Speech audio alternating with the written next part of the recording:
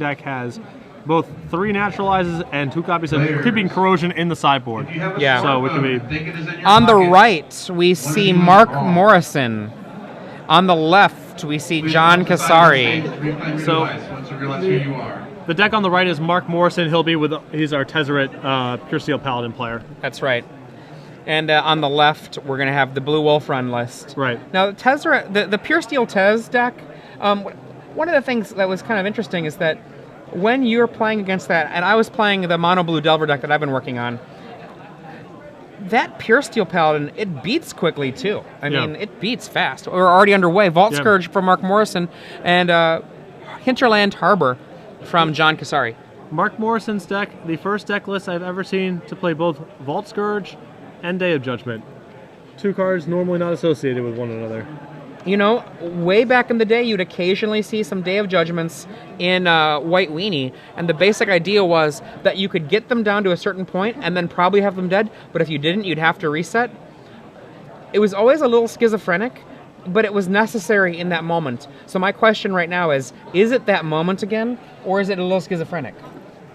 Well, the Day of Judgment's certainly not at their best against the blue-green opponent, who has basically all big guys who all provide value when they come into play anyway, so. 4 Frost Titan from John Kassari. That is a card I love seeing. Yeah. Also, 4 means he means business. Sphere of the Suns. So the ramping already beginning to see if he can get the classic 2-4-6 start. That is the God start. Yes. Its 1 in this 2-4-6 start includes 6 bounce spells, 2 unsummoned, 4 Vapor Snag. Both these players undefeated at 4-0. So we have a Glenhawk Idol and a replay of the Vault Scourge. This puts Mark Morrison down to 18. Ponder. Looks like a Snag land. Yep. 4 Glimmer Post in John Kassari's deck. Yeah. I know back in Vegas, Corbett Gray was sort of, as far as I know, the first person who kind of put that on the map a little bit with his Funko red-green ramp deck, and now it's sort of a staple. But I could be misappropriating credit there. The thing is about trying to attribute credit. I mean, you can do the best that you can do. Usually the litmus test I use is kind of publisher perish style. Sure. Did it get out there into the ether? Yeah, first to market counts a lot for these things. Yeah. In for 5. Yeah, one of the things, I mean, someone can say, oh, I had that deck. Well, if you had it in your basement, right. I don't know if I'm going to care. It's at best a footnote. Vault Scourge number 2.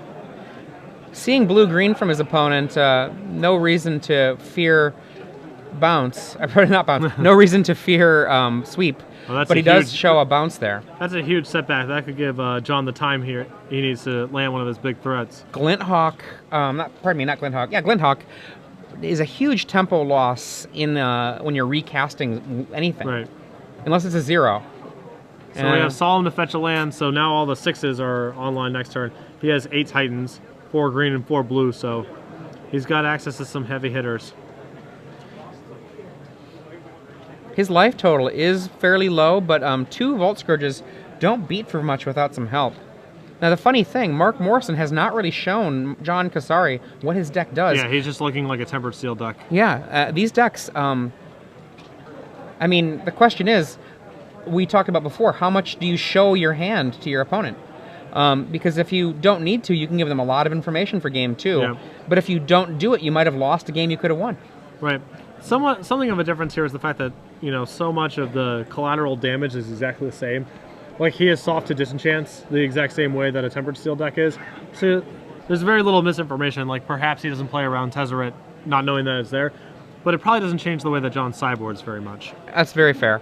And we get the first recast. He just drew a Consecrated Sphinx, but... Oh, look at that. We're on the land screw. Boom. Frost Titan holding down a blue source. Does not untap. Still have 4 in the air. Yeah. John Kassari's life is diminishing rapidly. He gets to basically lock him out of lands and play a Consecrated Sphinx, which can hold down the fort and just gas him through the game. So. Absolutely. What are the answers that we see to Consecrated Sphinx? Doomblade or the Global Reset? Day of Judgment. Day of Judgment is not happening this game. We're pretty far away from a Day of Judgment. We see a Flare Husk. Flare Husk gives a little bit of his ghost up. You know, like that's an unusual choice. Right. And look at this, John Kassari aggressively poking the Glacial Fortress. I assume this is going to be a Sphinx to hold down the fort. The equivalent of a Titan. The Consecrated Sphinx makes the 9th Titan. Oh, Primeval. Sure, go get some Glimmer Posts here. That's a little risky. Well, I guess Glimmer Post gain life. There we go. It's 4 life. It's possible. Well, it's also possible that this presents lethal. It's possible he doesn't want to play the Sphinx because, in theory, he's worried about Dispatch, which is now online, and which he also hasn't really had an opportunity to cast for value yet. So, Mark Morrison struggling here. From John's perspective, this is probably a much safer line to take. 4 life undoes most of the attack. Yeah, it's actually just the turn. Yeah, the only way that Mark could threaten him is if he laid Mox, Opal, Land, and Tempered Steel. There's a concession. John still doesn't know the actual nature of his opponent's deck. Unlike us, John does not have deck lists to work with. Right, but I assume he's still going to bring in Naturalize and Creeping Corrosion. We were talking about this earlier. Wow. Yep. Shatterstorm is a good card. Yeah, no, it doesn't really surprise me to see it in his sideboard since I'm willing to wager his Game 1 matchup against Tempered Steel is not awesome, so we need some sort of cheat for the matchup. Mark's in a ton of trouble now. I mean, I feel he really had to win the first game to have a good shot in this matchup because the hate that John's presenting is just... Yeah. It's for real, so... And looking at Mark's sideboard, I don't think Mark has anything going. I mean, looking at this sideboard, is there a single card he brings in that actually does anything? Spellskite. No. That's the closest. And the reason about Spellskite not being great, I mean... You're protecting something from a Naturalize, but at the cost of your aggression. Yeah.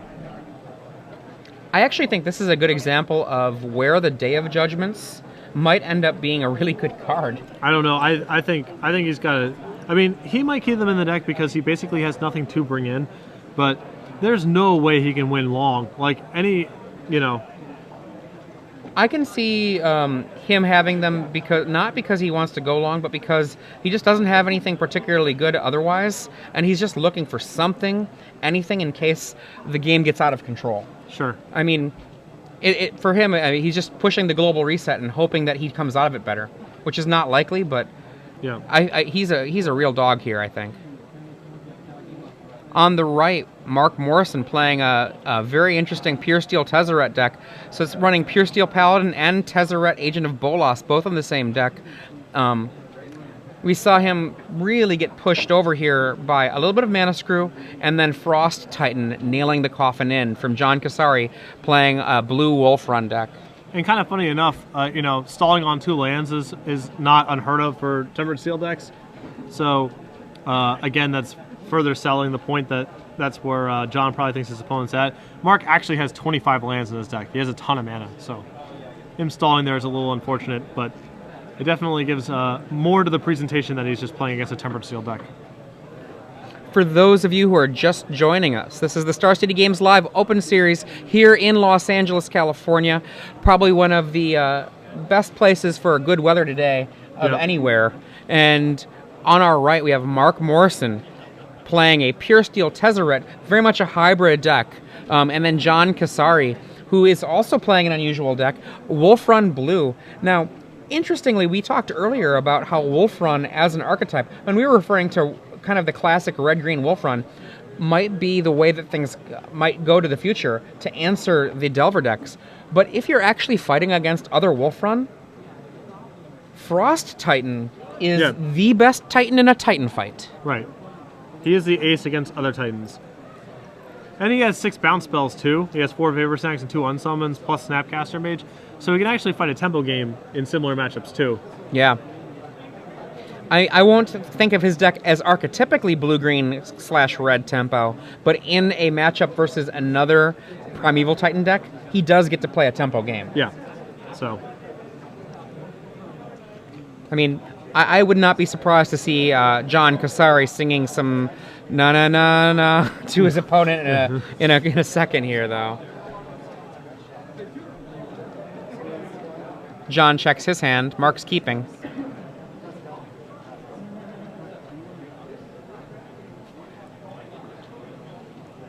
He does not. That's a big sigh of contemplation. I'll keep. Yeah, I'll keep. Was that an act? Looking down. I would guess on the body language, it's creeping corrosion and a marginal hand otherwise. Ponder to find stuff. He shuffles it away. Back. One land, one Solemn Simulacrum, and a card I couldn't see were not what he needed. So it's possible that what he's looking for here is either actual action, or was that land he's looking for? Like more than one land? He's got one land in hand. He's got a Nexus. Yeah, looking for a green source. I think he found it. Is that a harbor? I believe so. 2 mana. Spellskite from the board. Yep. So there's a Dark Slick Shore and a Spellskite, which is kind of the first tip-off that something weird might be going on. We see a Drowned Catacomb, another thought of weirdness. Vault Scourge for actual mana here. Yeah. Now John knows that something is up, but he might not care because his cards could just be the exact... Yeah, it wasn't... Whatever he drew was not a Hinterland Harbor because he just passed. Oh, only 2 land in play. Mark Morrison laying a land before attacking here. In for 1. The unusual case of 21 versus 20. Sorry, 21 versus 19. Math is hard.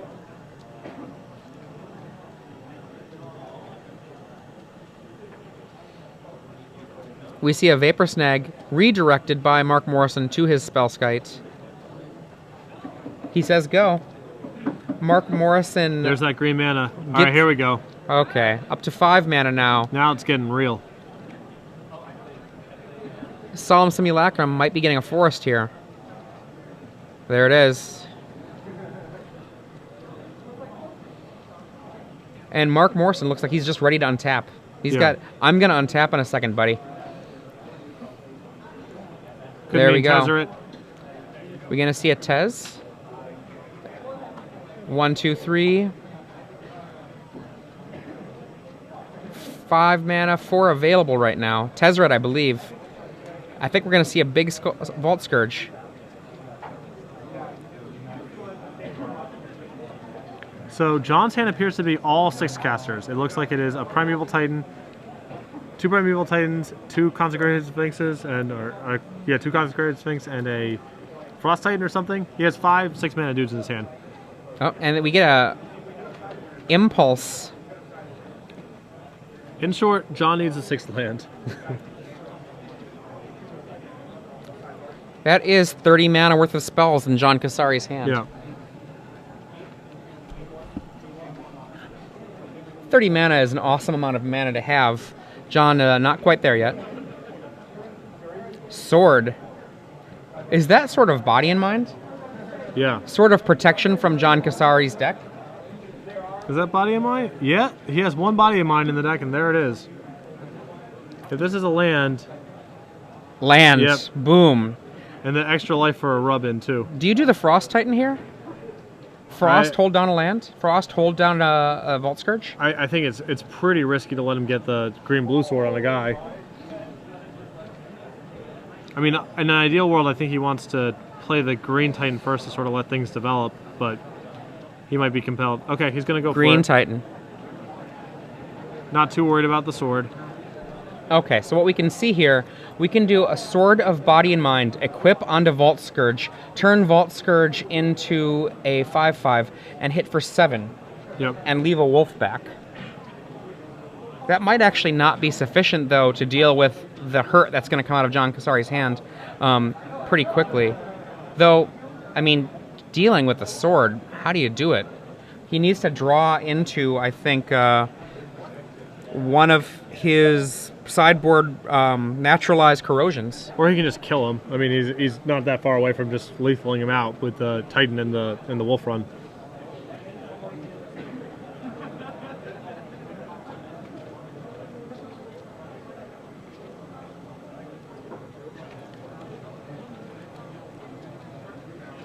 Mark Morrison has a path to choose from here.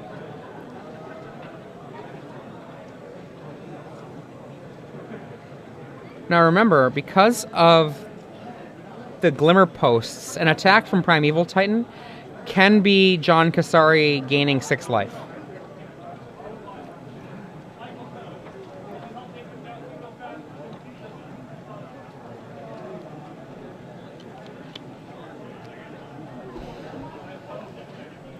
Wow, impulses again.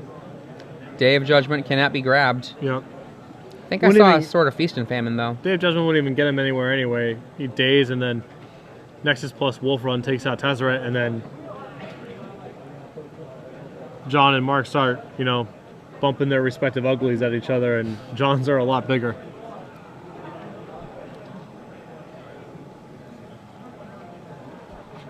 Takes a Vault Scourge. A little underwhelming right now. Spellskite.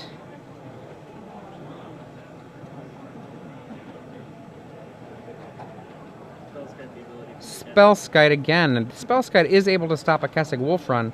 Vault Scourge. But it doesn't stop 6 power from being 6 power trampling. Yeah, this is... Says go. I'm going to put this game at over at T minus 2 turns from John. I'm not sure about that go there. I don't know what it gains him. I'm not sure. That 1/1 doesn't do anything. 1 damage is not much damage, but it might help. It's more than 0.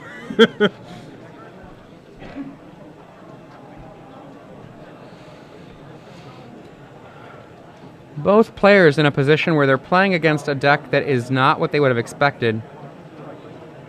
And again, we see Primeval Titan showing its card advantage chops.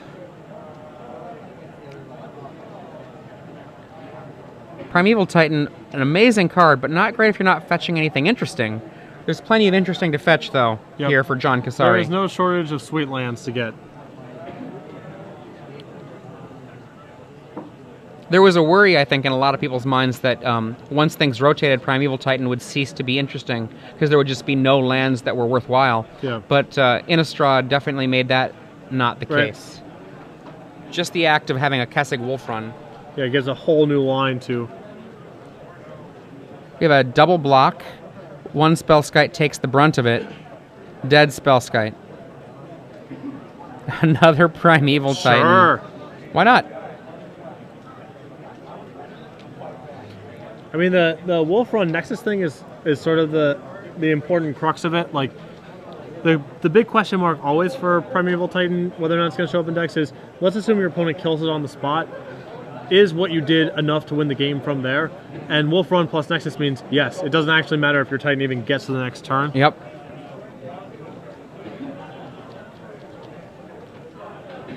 The damage is done. Right, yeah. And we see a Hinterland Harbor after the fetching of lands. John Kassari's life way up. 3, 7, 8, 12 mana in play. John Kassari next turn can cast 2 of his 6 cast spells. He's got 3 in hand. 18 mana to cast them all. He can get 2 of them though. Okay. Mark Morrison lays Pure Steel Paladin. Let's see whose card advantage engine is better. I know where I have a vote. Well, let's see. Sword of Body and Mind. Draw. Remember that Pure Steel Paladin, when you have your 3 artifacts, makes equipping free. Land for the turn. I think we're going to see another draw. Flare Husk. Draw again. We're going off. Not quite Enchantress. Yeah. However, Mark Morrison is not dead this turn, which is actually kind of noteworthy for him. He can equip both of these equipments to a big husk, or sorry, a big Vault Scourge. There it is. There's a big Vault Scourge. Now a 5/5. Well, he still has Nexus up to chump, right? There is a Nexus up. No Mortar Pod to stop the Nexus. Body and Mind on there. Is he going to bring the Flare Husk on there as well? I would. I don't know that one point of a body matters. Nexus, straight up, right there. Yeah, he's just going to trade. Oh, yeah. That's right. That's there.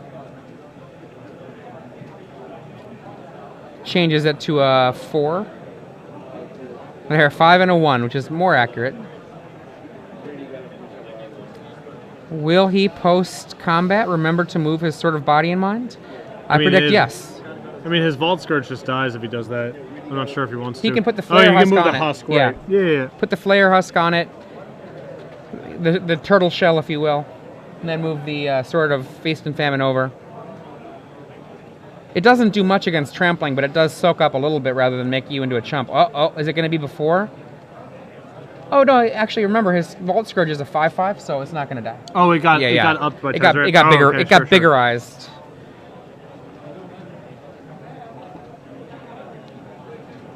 He puts it on the Paladin. Says go. Mark Morrison now gaining life from the Vault Scourge up to 26.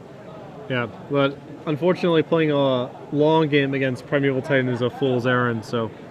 But he does have Enchantress out. Pure Steel Paladin. Woo! Yeah, I mean...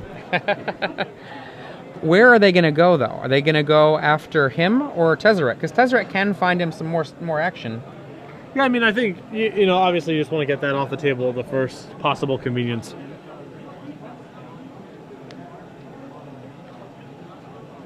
Certainly, Mark's life total is not super relevant as he will likely die in one hit once the board gets set up. So yeah.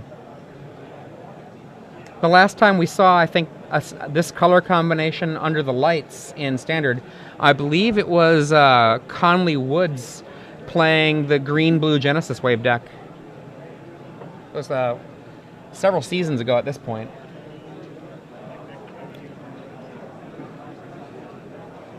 That was a pretty sweet deck, actually. More fancy than good, or more good than fancy? More fancy than good. Sure. But it was on the low end of good. Okay. That's better than most decks. At that point, Caw-Blade hadn't quite been honed to a razor's edge. It was merely a very sharp edge. Oh my goodness. Do we have a corrosion? No, that's a blasphemous act. So... everybody dies. And John is okay with that. He has a lot of mana. He has a million fatties left over. He also has lethal from Nexus happening next turn. And we're going to see a Sphinx and or Frost Titan. Yeah, he's just weighing the merits of Sphinx versus Frost Titan. Doesn't really matter too much. I like Sphinx. Sure. Sphinx is good. Yeah. Let's draw 2 cards. Whatever. Pure Steel on this guy. Mark draws, so John goes draw.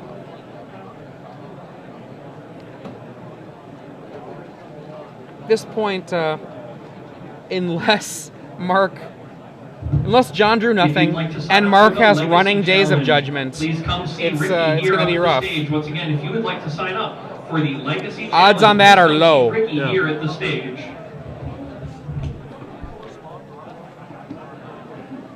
Pure Steel Paladin. Oh. Okay. Are you sure you want to cast an equipment now? I think he's gonna. Oh. Okay. He's like, wait, I'll draw 2. I don't know about drawing there. Is that a May?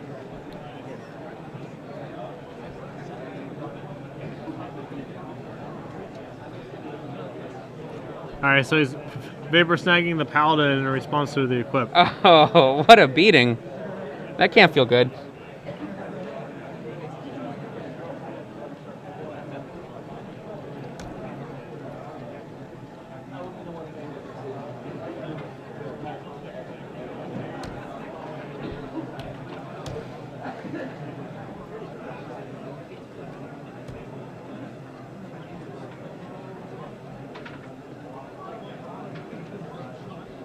So does he just die to the Nexus now?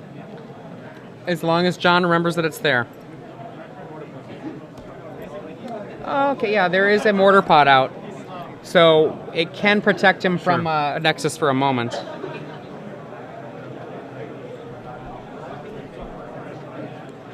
Tapping it doesn't do much. Mortar pot is still mortar pot. Frost Titan, on the other hand, can do some work. Frost Titan Sphinx. These fatties are too much. I love Sphinx. That card, playing block constructed, I just fell in love with that card. So, all right. So Mark does have Jade of Judgment in his hand, but Draw, draw, draw. Is John out of stuff? it's basically impossible, right? There's like no lands left in his deck. It's possible. It's just deeply unlikely.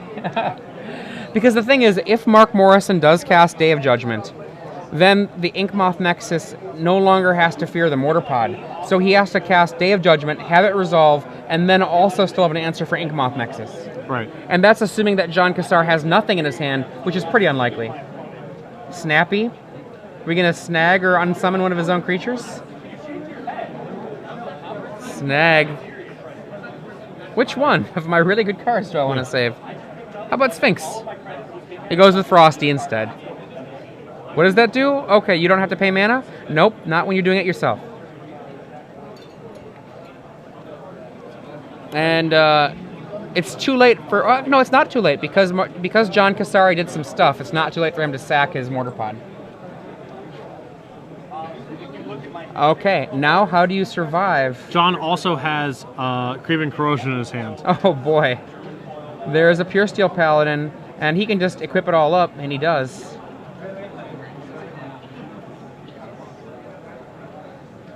Do you corrode here?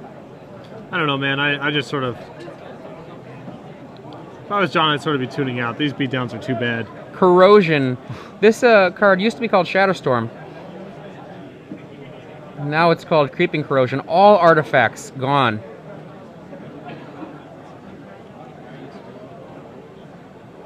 And how much does he have there? A lot. He's counting the mana. He's checking to see how much he can do. I think he determined that it wasn't enough to kill, so he's going to hold off for a turn. Yeah. Frost Titan. There's no reason to, you know... You can just take your time here. And Solemn to get one of the last cards out of his deck that is not action. There isn't much left. He's got out about 5 million mana. I did the math, and it looks like it adds up to about 5 million Roughly on one 5 mana. million. Yeah. I think he's had a land. Did he actually find something? He found an island.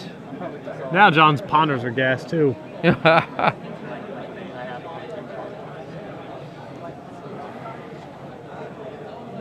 Etched Oracle. Some gray Pardon me, ogre. Etched Champion. A little gray ogre action. Yep.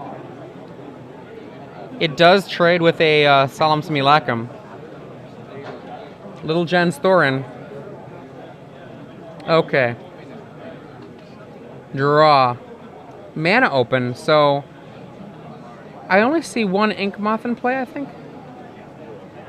Taps down Etched Champion, hits for 8, and he's going to Kessig it looks like. 3 mana. X currently equals potentially 3. X for 3, 4, 5, 6, 7, 8, 9, 10, 11, 12, 13, 14, 15, 16, I 5 believe. million. 5 million damage from John Kassari. Amazingly, Mark Morrison is going to be able to survive that and be somewhere around, I think, 1 or 2 life. Still facing down a lethal Nexus plus Wolf Run whenever John feels like the coast is 100% clear. Mark Morrison, I think, is going to pack it up. Oh, 1 life. Another Day of Judgment. Flayer Husk looking for Day of Judgment, I think.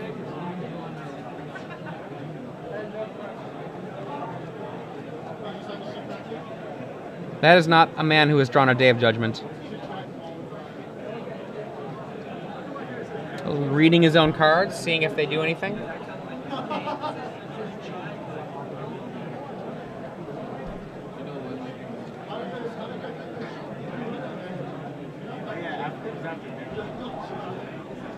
Says go. Now John, all he has to do is just attack. And without even pumping, it's death. block, take 2 die. Pump, doesn't need it, but it's good enough anyway. John Kassari wins 2-0. Blue Wolf Run Pretty beating Pure Steel lopsided. Tez. Yep. Again, that first game, I think Mark just has to get it to have a shot, because after board, it's just... The matchup is a disaster. Yeah, I mean, like, let's pretend